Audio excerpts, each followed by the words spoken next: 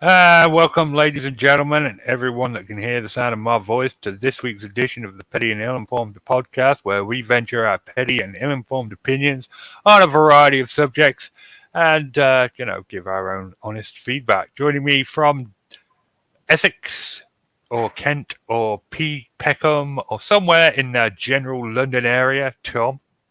Absolutely. What are we watching here, Richard? Just for the viewers, that I got a bit of gameplay footage. I'm into Dead by Daylight at the moment. I thought I'd put it on so they could watch something while we're streaming. Okay. So what, this is you playing the game earlier in the week? This is from today, actually, yeah. Ah. I had 3 of the best matches I've ever played on this game, so I had them all recorded. So I was like, yeah, I'll just go ahead, and that's a good hit right there. See, no, I need to ignore that. Okay, so you had some stuff to talk about your house. Well, yeah, let's just stay with this game for a minute. What is it? Game where you play as a serial killer or a survivor. If you're the serial killer, you have to kill the 4 survivors before they activate the generator and the emergency exit. If you're a survivor, you have to activate the exits, the generators to activate the exit unless you're the last guy standing. If you're the last guy standing, an emergency hatch opens and all you have to do is get to that. As you can see, I'm playing the serial killer. The serial killer I'm playing in this is the Wraith.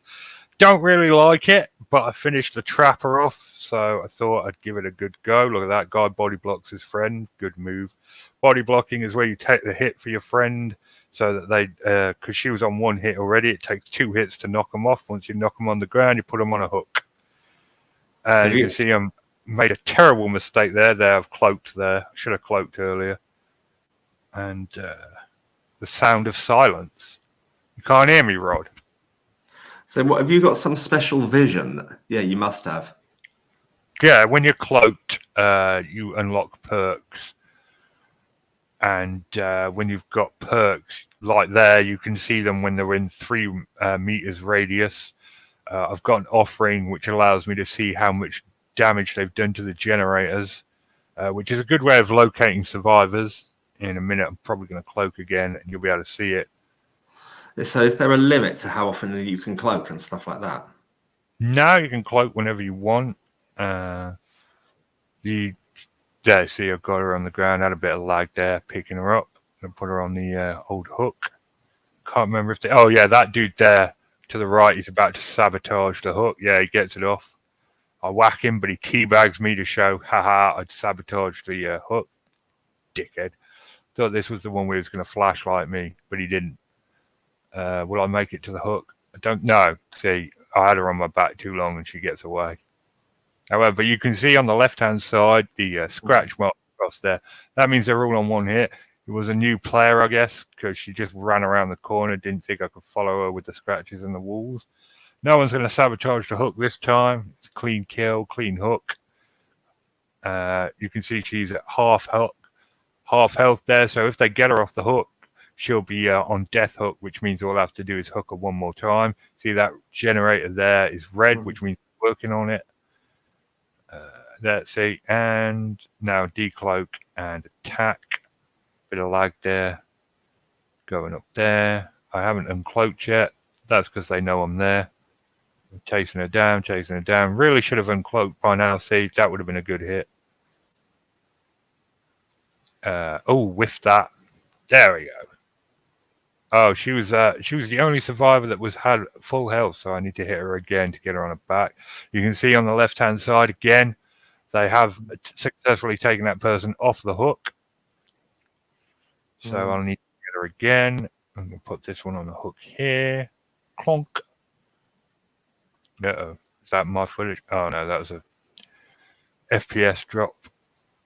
It's a always online game, and my internet connection isn't the best, so I get a lot of lag. See, this person here, I forgot to uncloak there.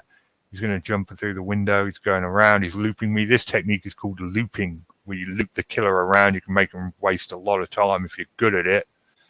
This person coming around. This person is not good at it because I'm about to get the hit. There, got the hit. All right, so you can see on the left-hand side, 3 of them have been hit. 1 of them's on death hook. It's looking good for me. It's looking like a good match. They've only activated one generator, which isn't really good for them this far in. You can see on the ground I'm following the red scratches in the blood trail. There's a survivor nearby. They're about to hit me with the pallet. They missed the pallet. They get the pallet that time. I should have kept going forwards. Destroy the pallet. I'm going after the old man because he's at full health. Miss.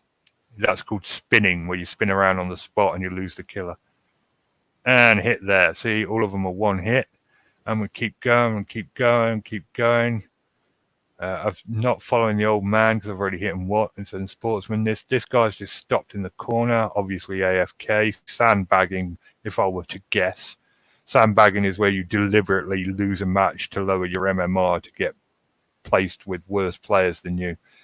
I don't see the point in doing that because you'll never ever get any better, but it's a hook for you, sir. On the hook we go. He's at full health, so that's the first time I've hooked him. Going around the corner, spinning. Oh, no. Right, this is the one I've hooked twice already, so if I successfully get this person to a hook, they're dead. That's it. That's the end of there.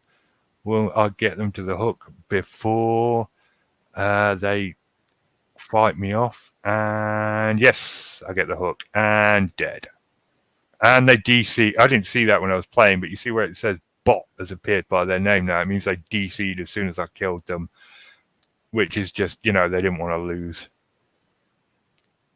They DC'd? What does they DC'd mean? They pulled the internet connection out of their computers.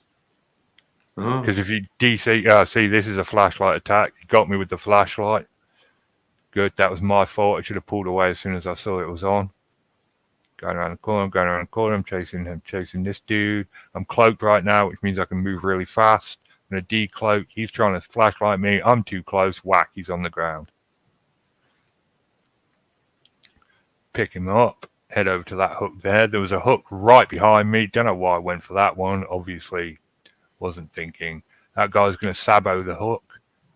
I'm going to get the hit off on him. He's on the ground, but he successfully sabotaged the hook. No, he didn't. I get the hook. That's the first time I've hooked him. We're going around. We're spinning. I've cloaked. There's a person there. I'm uncloaking. They're running off. And missed. Going around, looping me. She's going to make the thing. She makes a jump. I lost my temper there. That's a really terrible thing to do because it gives them time to escape. Where are they going? I've cloaked, giving it up already. Person's still on the hook. That's good. They've still only got one generator active, which is really terrible at this stage in the game. With one of them already dead. She's going for the unhook. I hit her once. She goes for the unhook. This is called a hook trade. Get her down again. Pick her up straight on the hook. He's going to flashlight me. Yeah. Which means I dropped the player. That was my fault. I knew he had a flashlight. Shouldn't have done that. Should have gone after him. But, hindsight's easy 50-50, innit? Now we're coming around the corner. You can see the red scratches, means the survivor's nearby. He's doing the loopy thing, looping me.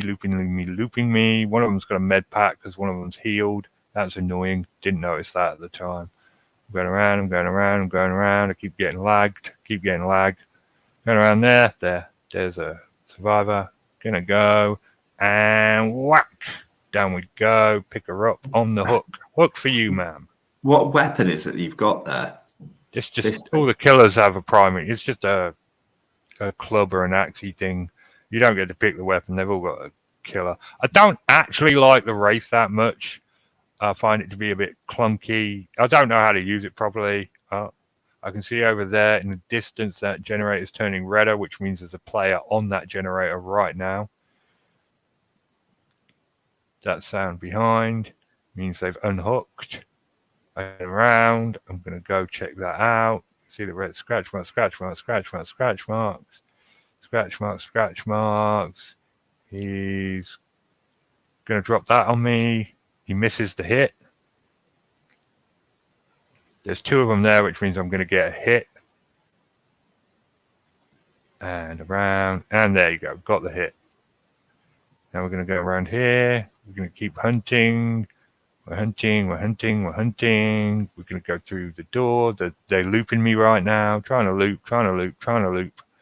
Around, around, around, around, around. Oh man, I'm wasting too much time here. If this was a competent team of survivors, they could have got one of the generators online in the time I've wasted here. What's he doing? He's out the window again. He's going to try and go that way. I'm going to try and outsmart him. It's not going to work. I'm just wasting time. Just wasting time. This is stupid. What am I doing? Why am I doing this? And just cloak and find a different target. Oh, he's left the house. He's left the house. Oh, it's a different target. It's the old man. He's really good at spinning, he is. If I remember, this is the one I let go free.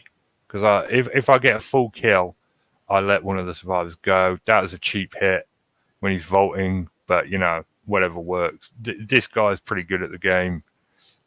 I don't want to take any chances. See, two of the generators are heating up there, which means there's players over there for sure. I pull off the hunt. I go protect the generators. What's going on here? There we go. Decloak, decloak, decloak. Too far away to decloak. God, I'm really terrible at this game. Going through there, vaulting, vaulting, vaulting, vaulting. We're following. She made a mistake there. Got the hit. So what she did there, she ran into a dead end. She was panicking probably. All right, now I've got to find a hook before they wiggle free. Flashlight. I move out of the way just in time. He goes again. He misses. A hook for you, ma'am. And we can see on the left-hand side, that was death hook for her. She's dead. So there's 2 survivors left in the game. There's one of them. I'm getting in. Oh, I forget. I didn't see the pallet, and he gets the flashlight. Ugh. See, he's really good at the game. He knows what he's doing. I realize that's it. So I cloak. I'm cloaking. I'm chasing the old man again. We're going over here. I decloak now. And, right into a pallet and a flashlight. That's why you stop moving, Richard, you Burke. So we're going again. This time I'm tilted at this point, as the kids say, which means I'm angry. I don't bother cloaking. Should have cloaked there. Could have got some ground on him. I cloak now. Give it up. They've got that generator on finally. I see him running. Decloak at a good point. Chase. I get lagged there. He's going through the window. This is the one that's really good at looping me. He's going to go over here. I'm going to chase him. And, whiffed. Damn it, that should have been a hit. Oh, I remember this bit. This is like a monumental stupidity for me. All right. Going around here. At some point, I realized that there's a breakable door here. Instead, no. What's this? There he is. He's pulling me off. Oh, he's got a dauntless, which means you're protected after you activate a generator. What kind of generator? That should have been a knockdown hit, but because he had a special perk, he gets away with it. He doesn't drop that pallet on me. Really should, but I whiffed that hit. I'm coming around. Oh man, really should have dropped the pallet, but I'm wiry. See, I'm avoiding the pallet at all costs. He's really trying to get me with it. This is a lot of time I'm wasting. There, get the hit. Pick him up. His friend's going to come drop the pallet on me because I'm an idiot. See, right there. Never pick up a survivor if you're under a pallet. And you can tell I'm angry. I just smashed the pallet. Forget everything. Just smash the pallet. And I'm like, okay, I'm going over here. I thought it'd gone down there again. He hadn't. He's looping me. They've got another generator on. At this point, I'm like, I could lose now. I go round. How many generators have they got active now? They've got 3 now. And you can see I've really cocked this up. I've lost both survivors now. I'm close to one of them. You can see the scratch marks. He was probably hiding in one of them lockers back there, but I didn't think to check. All right, now he's going to loop me around here. At some point, I'm going to figure out there's a breakable door right there, and it's going to be over. But I don't think I figured that out for a little while. A cloak. There he is. He's back on the generator. Dude's not stupid. Oh, Gabby just messaged me. Apparently, she's not going to be in the chat. So, yeah. And here we go. There he is. See, I've noticed the door now, and instead of just kicking it down for some reason, I just go around again like an idiot. Should have just kicked the door down there. Definitely. Yeah, see, here we go. No, come on. This is embarrassing now. And he's just going to jump out the window. Ah. You can see the generator behind him's changing colour, so there's a survivor right there. Hindsight's a wonderful thing, you know. But damn. Anyway, so yeah, that's the gist of this game. I'm really embarrassing myself right now with this. This is awful. But you still win this one in the end. Yeah, I get 3 survivors killed. Yeah. Oh, come on, kick the door down. There. Now I see it. Now I'm like, oh, right, yeah. Where is he? We're going to go around. Yeah. Ah, there he is. He goes out there. I've got the distance now. Loop around. He tries looping me. He's going to keep looping me. And there he goes the wrong way. And I get him through the window. There we go. Oi! You know what I mean? It's just hard to watch.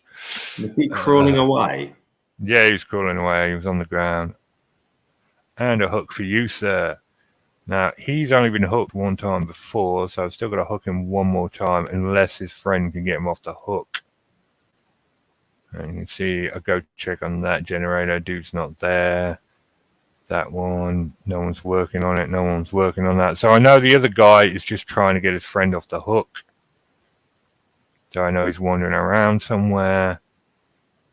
And yeah, this is just meant to be background stuff going on while we talk about something else. Well, yeah, it's just interesting, though. I mean, I'm pretty transfixed. So yeah, I'm looking. I can't find him. I don't know what's going on. The other dude on the hook is about to die, so dude man better hurry up. He doesn't make it. The dude dies. That means the escape hatch is active. I can't remember if this guy gets away or if I let him get away. I mean, it doesn't matter. It's the last survivor. Usually just don't care. Yeah, see, he got away. He found the hatch. And this is the next game. So yeah, that's Dead by Daylight. Is it something you buy on Steam or something like that? Yeah, Steam. I got it for free on Epic. It was a Game of the Week free giveaway about a year and a half ago. I've actually never gotten into it. I've been playing other stuff, but I was in a bit of a lull this week. So I was like, oh man, all 4 of them on one generator. One hit there. That was a clean hit. Nice. Anyway, yeah. So tell me about your house. Well, we, as you know, about 2 or 3 months ago, probably about 3 months ago, there was a burst pipe in our house, and it did a lot of damage, and they had to rip up all the carpets, put in these industrial fans, and so on and so forth. And that we've managed to do a lot of improvements to the house at the same time. So what they've done is repainted all the walls, replastered the bit of the wall that they had to rip down because it was too water damaged, and they've put new carpets in the hall, the front room, the stairs, and the landing, because all of those suffered water damage of some kind. And so we've got brand new carpet. We've become one of those families that takes their shoes off before they. We've decided to become one of those families. We are those hyacinth bouquets of Whitstable that say, take your Oh fuck! I just revealed that my hometown again. Never mind. Again, you just insist on doxing yourself. You know. Yeah, absolutely. Yeah, except at least this was is still general enough. So at the same time, we've also done a lot of things like the lino on. We first moved into this house about 15 years ago, and it has. And we did a lot of quick home improvements on the cheap. We got a mate of mine, a handyman, who's knows his stuff, but to do it on the remit of it must be as cheap as and cheerful as possible. So a lot of those things are kind of like the oven and hob setup. We're getting rid of, and that's being replaced. It's just so, when your oven is just really old and really dirty on inside and a real mess. The rubber seal that goes around, the heat resistant rubber seal that goes around joining the, when you close it, it's the bit that the door closes onto. That went years ago, so it's been really inefficient and leaking lots of heat all the time. So Right. So that's going. We've replaced the lino in the bathroom and the bath panel because they weren't helping with the water leak situation. When one of our kids slops a bit of water on the bath, it would become sometimes dripping through the kitchen ceiling. So that problem's gone. We're replacing a couple of the beds. We're just really investing in our house. And what I wanted to talk about really was clutter, because our house is just so full of so much toot. It's unreal. I mean, it's everything from, treasured possessions to trinkets and keepsakes, like Just junk. couple of little vases and special flower pots and stuff that belonged to Hannah's gran, I think it was, and a lot of things that you're given as gifts you don't want to get rid of. Like I've got a TARDIS biscuit barrel that never holds biscuits. It just sits there empty and it's a bit chipped. So, I mean, really, is it really mean and horrible to get rid of something like that? No. No, well, it just sounds like it's junk. well, it was very thoughtful junk, and it's junk that I've liked having for many years. It's just, if we're going to be ruthless and brutal and just say, no, I don't need all this stuff. Less, yes to less stuff, no to more stuff. And and there's loads of toys that the kids have got. There's just absolutely tons. And I'm just having to say, no, we cannot keep all this stuff anymore, even though it's really cool. Like this, there's this under the stairs, there's this Hot Wheels car ramp setup, and it's got to go. It's just been sat there taking up so much room under the stairs. That's where I want to store all my retro video game stuff. I need to make a box under there's a massive box of wires under the stairs, and there should be in everybody's house. And I really want to put a box down there of just all my retro video game stuff, all my Mega Drive second and third controllers, the joystick I've got for the Mega Drive, all the spare Wii remotes and nunchucks, and all that kind of thing. My second Saturn controller, that for example. Sounds fun. You had a Saturn?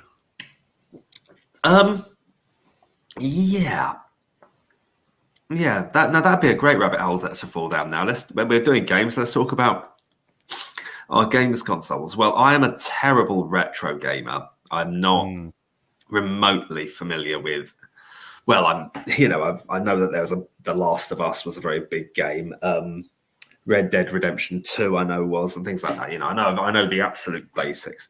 I still have all my old consoles wired up and plugged in and good to go at a moment's notice if I want to play them, which I probably don't do more than about once a year, some of them. But I've got a Mega Drive and the 32X expansion for the Mega Drive.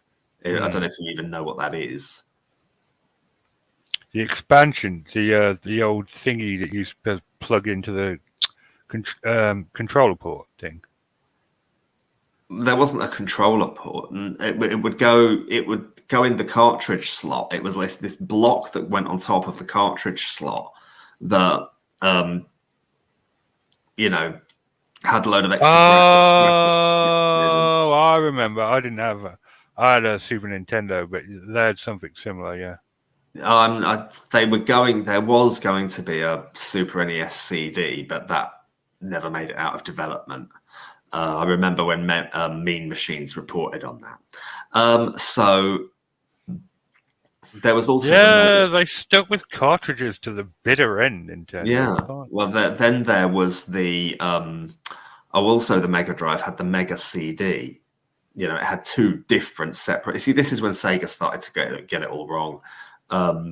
The Master System was fine. The Mega Drive was great. And then they went in the third. I think it was something like Sega of America and Sega of Japan were trying to do different directions. And so one was plug in the 32X, one was America. And the Mega CD was being plugged by Sega of Japan. And then they went with the Saturn, but that was just as the PlayStation emerged. And I think the PlayStation was so much better to program. It was so much easier to write games for the developers. That was, I think, one of the big turning points in consoles was the success of the Saturn with the way the PlayStation when they managed to crush the market. Meanwhile, Nintendo did the N64, which was as you say, it was still cartridges. Then I've got the generation after that. Then it was the GameCube, the Xbox, the Dreamcast, and the PS2. I had a GameCube and I absolutely loved it. It's probably the best console I've ever had. It's my favorite console. The GameCube was just that was a beautiful, beautiful device. I loved that. Oh, go on. In a minute we'll talk about our favorite GameCube games because my video game history is almost finished. I then we got a Wii. I was just getting into it when the kids were born, and video gaming really went down for me then.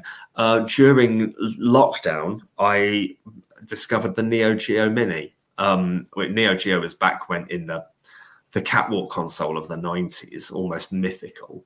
And I've got the Neo Geo Mini. It's just a mini version of that console 25 years later with loads of emulated games on it, legit official emulated games. And it was, some of those games were really, really enjoyable. I've now got a little hack called Hilo Stick, which was plugs into it. It actually plugs into another Neo Geo Mini console I've got called the Hilo Stick. Called the Arcade Stick Pro. And the Hilo Stick is a hack for that, which is just a downloadable from the internet, a flash drive containing about 700 different games from the Mega Drive history, Super NES history, and loads of arcade stuff. It's really, really fun. Any arcade game you might remember from the 90s, like Turtles or something like that, is on there, and you can play it, and it's a lovely thing to have. And it's borderline illegal, of course. But I've been told that the whole world of emulating games is actually very complicated because the official developers rely on open source software and it all gets complicated. So let's talk about the GameCube and our favorite memories of that. I mean, I bought the GameCube, I think, the day after it came out with Luigi's Mansion, Super Monkey Ball, which was great. That was a fantastic game. Loved Super Monkey Ball. Can't even tell you how much I loved that. So original. It was such a wonderfully designed, beautifully Nintendo. Really, really well conceived. It was like it's like an updated version of Marble Madness in first person. That's probably a fair enough way to describe it, with a monkey in a bubble. But it was so fast at times and just so enjoyable and so good, so varied. I love finding the shortcuts on that game. I spent way too much time figuring out, because there was one level where you had to go down this big swirling, roller, like a flume basically, that went down in a big spin. And I worked out that if you got it just right, you could drop down from the very top and just get to the bottom exit point. Yeah, well, a lot of those things Yes, I vaguely remember something like that. I remember you wouldn't. It was a bit of a weird concept, but you were never actually tilting the ball. You were tilting the world around the ball. Yeah. So, oh, did you know?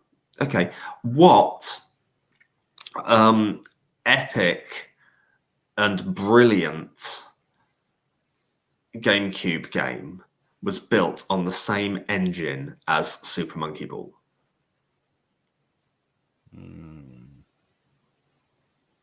You're gonna have to tell me. I don't know. Okay, like a few clues. It's was also made by AV Studio, perhaps obviously.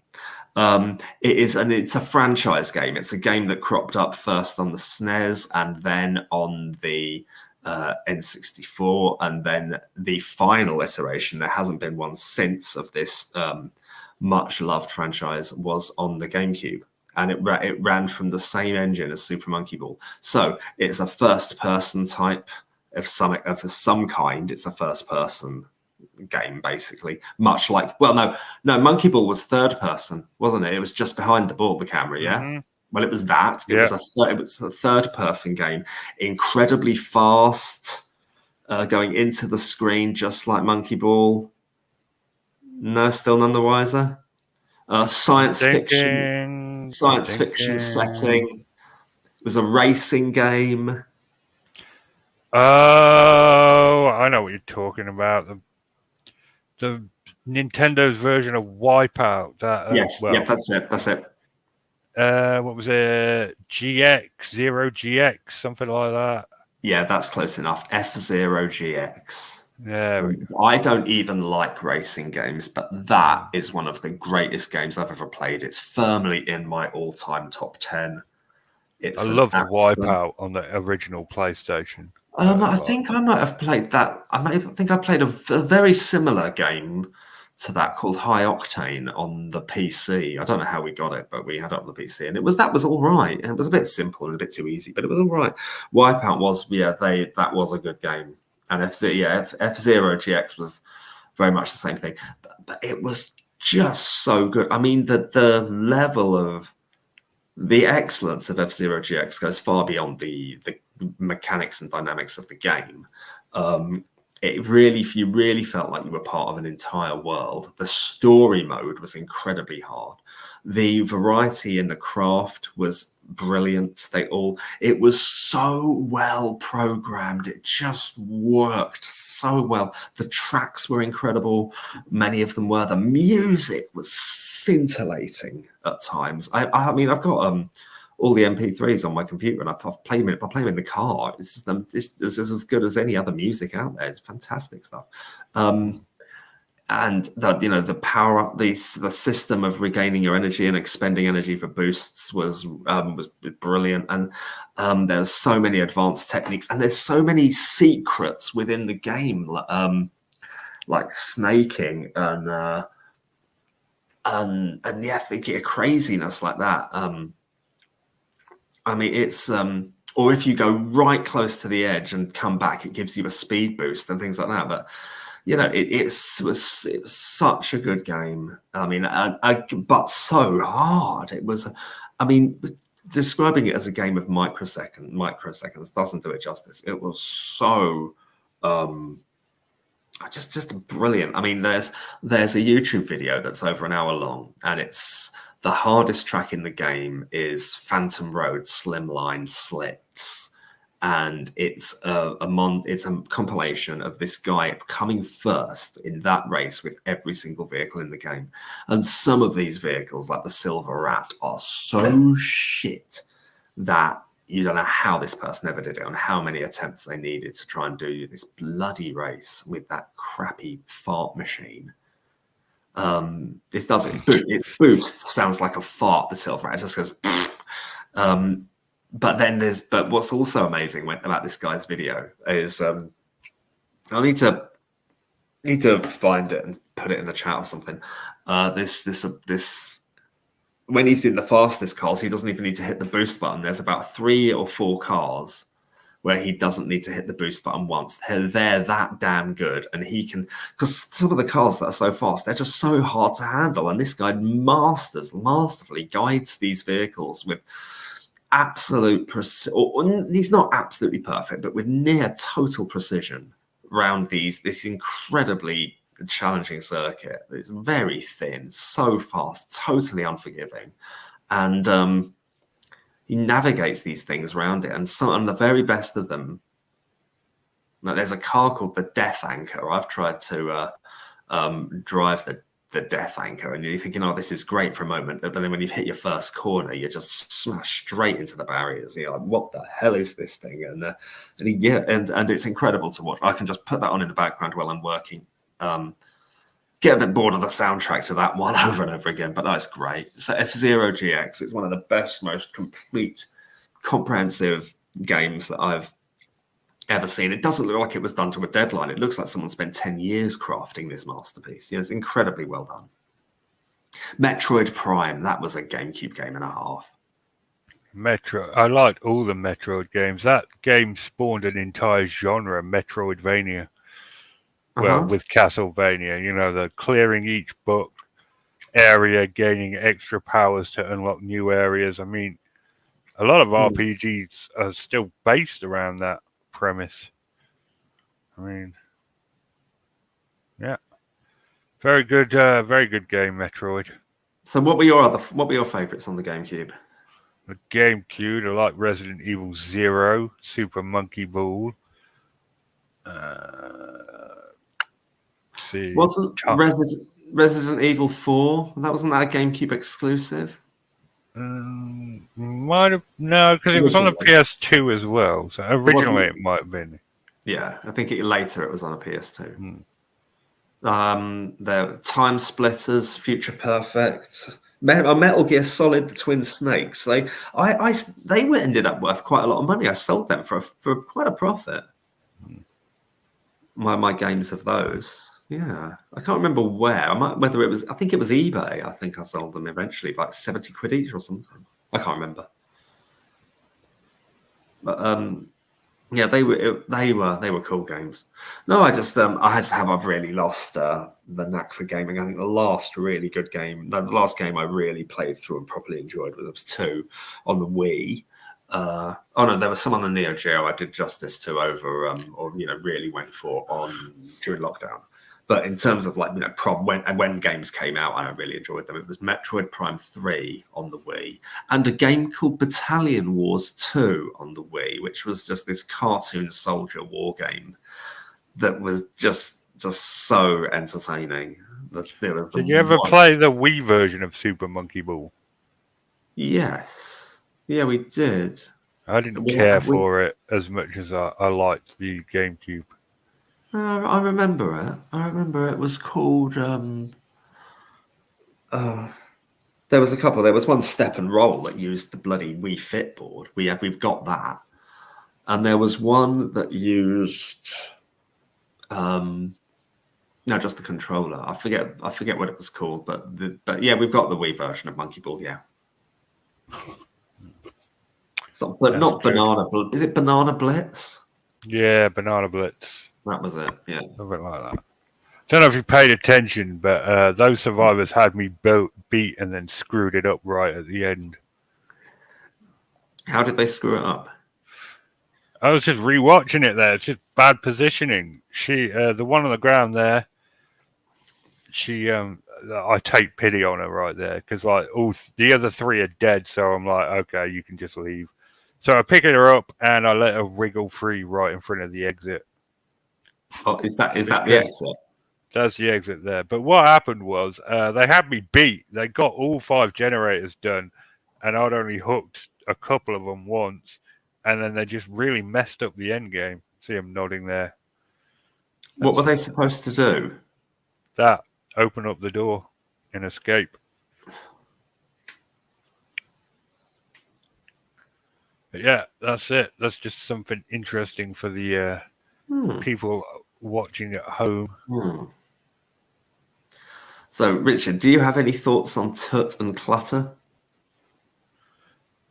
Clutter, I'm a bit of a hoarder, so I have to be very strict with myself regarding clutter. Like, do I actually need this? Am I going to use it again? If not, put it in the bin. What sort of things would that apply to? You know, old gadgets, um, CDs, Oh, you've got clothes, to. even. I'm all over keeping music and digital media. I mean, I do watch stuff streaming, obviously, but if I can, I'll always keep a DVD copy of something I like. I just, you never know, you never know. And besides, it's just nice to have. I still buy when I like a record. I still buy it on CD. I don't have a way of buying an album digitally. I don't, apart from streaming it on YouTube for free. I don't, I haven't got.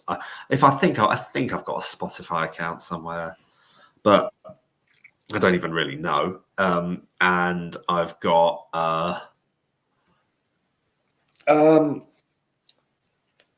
just to buy everything on. I just do it what is now the old-fashioned way. I buy it on CD, rip it to my USB hard drive, and put it on my phone, and Bluetooth it along in the car, and that's how I listen to my music.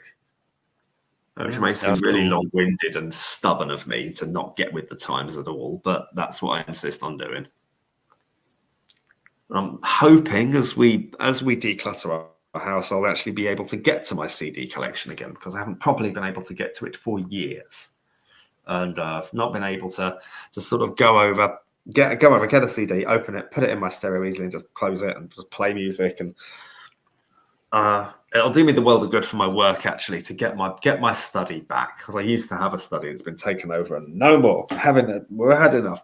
And my dear wife Hannah, she's being brilliant. She's all in on just being ruthless and getting rid of stuff. A lot of toys and games I'll take to school for my special needs kids, and they'll love it. So that's me and clutter, out with the old, and hopefully not too much in with the new. Yeah, that's what you got to do. Just ask yourself, is this useful? Do I need it? Am I going to use it again? If not, in the bin. And you got to be cruel. Well, knowing you, Richard, you'd probably apply that to people. That is absolutely not true. There are plenty of people I'd like to put in the bin, but I can't because I'm like, we've been friends for a while. But that's a sunk cost fallacy, isn't it? I'd love to do an episode. That was it. That's what I wanted to talk about. It's too late now. Do that next week. What have you remembered? You haven't. Let me guess. You've just remembered the news article. No, it wasn't. It was a news article that made me think about the sunk cost fallacy, and I wanted to talk about the sunk cost fallacy. That sounds like something intriguing. Have we got time now, or are we thinking of wrapping it up? I thought, well, yeah, that's the problem. Well, we said when it reached its natural conclusion would stop, but it doesn't feel like it's naturally concluded yet, does it? So do you know what the sunk cost fallacy is? No. Well, it's the best friend to gamblers, and gamblers use it a lot. Basically, the idea is if you put a lot of time and effort into something, then it must be worth carrying it on because you put so much time and effort into it and money into it. Right? Oh, mate, I know some people who, I've got some friends who unfortunately can relate to this all too well. Well, the simple fact of it is they should have jacked it in years ago. That is the sunk cost fallacy. Just because you put so much time and effort into doing something doesn't mean it's worth doing anymore. Basically. No. I mean, what happened was some people. I mean, it's the antithesis of cut your losses, isn't it? Yeah. Yeah. Cut your losses. Know when to fold them. That's what the sunk cost fallacy is all about. I see. Well, what I knew some friends who one of them decided to buy a boat as an investment, and the idea is this boat will go out and earn the money for lots of fishing and stuff like that, and they'll get to share in the profits. And it was meant to be a bit of a cash cow. It was anything but. It was an absolute disaster. There was always things going wrong with this boat. They had to spend so much money on repairs for it. They had to remortgage their house. And now this was some time ago, about 15, 20 years ago. And now they're in retirement age. They're still trying to find the money for the mortgage. And eventually, I think when all was said and done, I think they'd lost £27,000 on this boat, as well as a massively extended mortgage or something like that. I remember the figure, £27,000. Yeah, that's not the first time I've heard that, because my mate from school decided to live on a narrowboat. So he bought himself a narrowboat, and I asked him once what it was like owning a boat. And he said, if you really want to know what it's like owning a boat, stand in the shower and tear up all your money.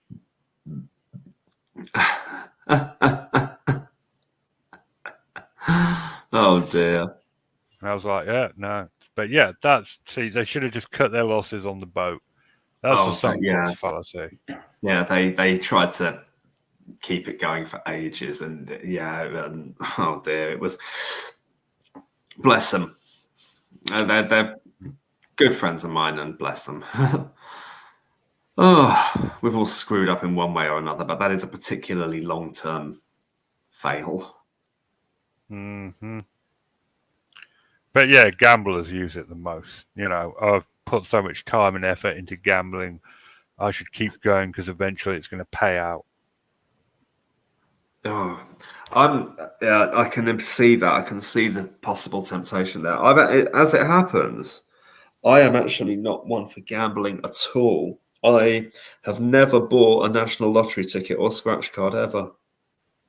See, I'm the same way, because I got addicted to smoking when I was a kid, and other stuff. And at that point, I realized I had an addictive personality. So gambling, hard drugs, never touched any of it really, because I'm just nor have I. I'm just like, no, I'm gonna get addicted. I'm not doing it. So I've never done it. I mean, I've done a couple of sportsman's bets with friends. A mate of mine called Rudy, he's a Pittsburgh Steelers fan, and as being a New England Patriots fan, we had a sportsman's bet.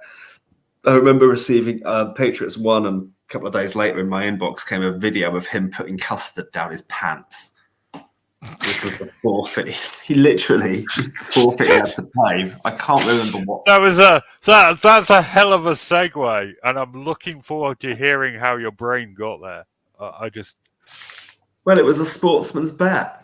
That's how. It was a sportsman's bet. Oh yeah, gambling. And that was the outcome. No. So that's you were worried that you were going to end up, spending the rest of your life pouring custard down your pants. No, it wasn't like. Was that a fear for you? It wasn't a twisted version. Imagine saying that at Gamblers Anonymous. Well, I lost the sportsman's bet with a friend and had to pour custard down my pants. I just couldn't take it anymore. Every day, more custard. Oh, you do make me giggle, Tom. You do make me giggle. It wasn't me. I didn't do it. My mate Richard did it. I think no, you're not Richard. That's you. It was Rudy. A guy called Rudy. Someone I went to primary school. Do you know what? Rudy sounds like the kind of bloke. That is the name I would associate with the kind of bloke that bets people and ends up having to pour custard down his pants. That is the name Rudy. That is what I see in my head. Like Simone. Well, what would a Simone be notorious for then? The same thing, it's one of them upper class posh names. Oh no, upper class posh names are funny. They've made Henry. That sort of thing has made a massive comeback. Oh god, there was going around Aldi in Canterbury. There was this mum, and she had two kids, sort of around 10 or 10 and 12 or something, just would not stop mucking about and shoving each other. And she just kept saying, "Ethan and Simeon, will you behave?" And she was just Simeon? Yeah, Ethan and Simeon. That was what these kids were called. Simeon? Yeah, will you behave? And I was, but she was just asking them over and over again without giving any consequences. And I very nearly became that member of the public that spontaneously No, decides Tom, to intervene. Never tell someone else how to raise their kids. Well, Never. no, not that, but tell the kids off myself and just go, "Kids, No, that's even worse. That's even worse. You'll end up on a registry. Don't get involved with other people's kids at all. That is sadly the only thing you can do in today's society. No, I didn't. No, I didn't do anything. I said I was tempted, but I didn't. So, yeah, man, 2 weeks without Gabby in the chat. It's nice not to have so much gibberish, if I'm being honest. It is. It's quite the monologue sometimes. Sad. Maybe we need to reply to her more often. I mean, my Chromebook is so slow and lame. If I tried to bring up YouTube in a separate chat, it would probably implode. Just know if I tried to bring that up in a separate window in Chrome. Oh, so I think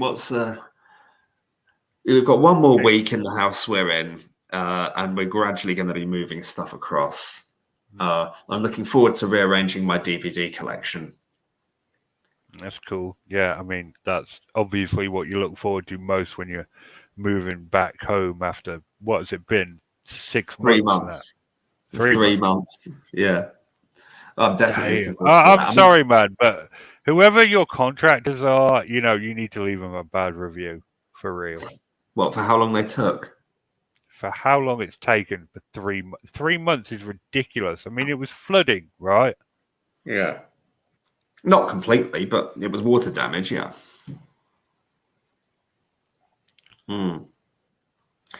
Well, yes. But I've been told that for sometimes it's even longer. Sometimes things take ages. It might even longer than this. Some of the building guys that come in, they say, yeah, we do ones where people have been out for almost a year.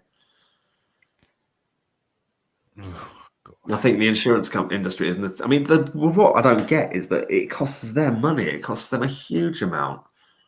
I mean, some of the houses we've been renting. There's a house we rented in Herne Bay for about a week. No, 2 weeks in August, and the rent was about £2,500 per month. I mean, my God! And the insurance company paid for that. Yep. Those morons. That's like the opposite. The whole point of running an insurance company is you don't pay out money. I don't think they had any choice. Yeah, I know. Most of them are smart enough to, well, whatever.